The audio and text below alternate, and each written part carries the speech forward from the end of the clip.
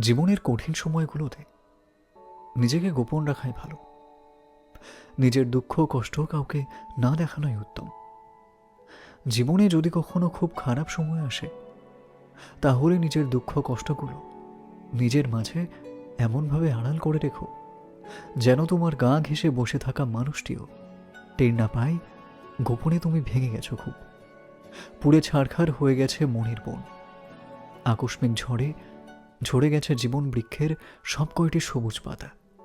শক্ত হও, নিজেকে বোঝাও যে এত সামান্য বাতাসে ঝরে যেতে নেই, ভেঙে যেতে নেই অমন হালকা আঘাতে।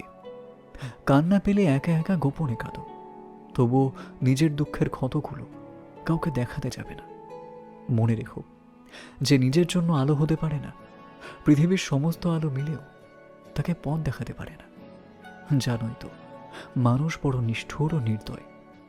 ভেঙে যাওয়া মৌচাক দেখলে ঢিল মেরে আরো বেশি ভেঙে দিয়ে পৈশাচিক আনন্দ পায়।